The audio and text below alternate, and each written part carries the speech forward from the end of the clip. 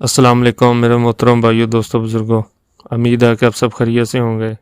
آج ہم فضائل اعمال میں سے حکایات صحابہ میں سے واقعہ پڑھیں گے۔ حضرت عمار اور ان کے والدین کا ذکر۔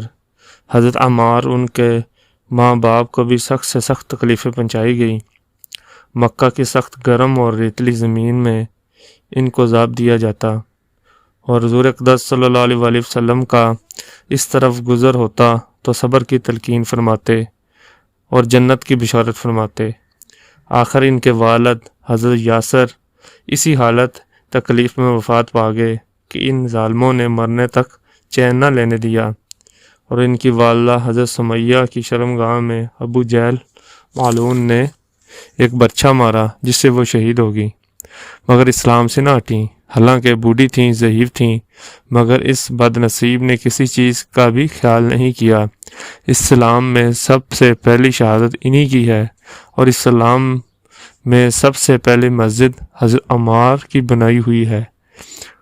جب حضور اقدس صلی اللہ علیہ وسلم ہجرت فرما کر مدینہ تشریف لے گئے تو حضرت عمار نے کہا کہ حضور اقدس صلی اللہ علیہ وسلم کے لیے ایک مکان سائے کا بنانا چاہیے جس میں تشریف رکھا کریں،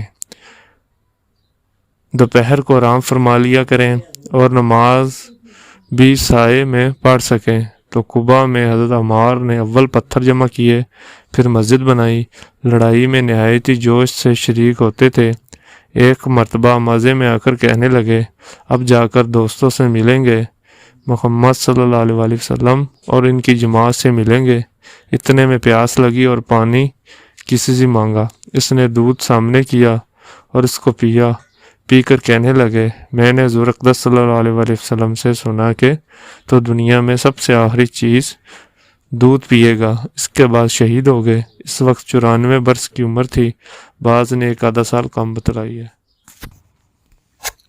میرے محترم بھائیوں، دوستوں، بزرگوں، دعا ہے کہ اللہ تعالی ہمیں صحابہ جیسی دین کی محنت کرنے کی توفیق عطا فرمائے، اور جن بھائیوں نے میرا چینل سبسکرائب نہیں کیا وہ سبسکرائب بھی کر دیں، لائک بھی کر دیں، شیئر بھی کر دیں۔ السلام علیکم۔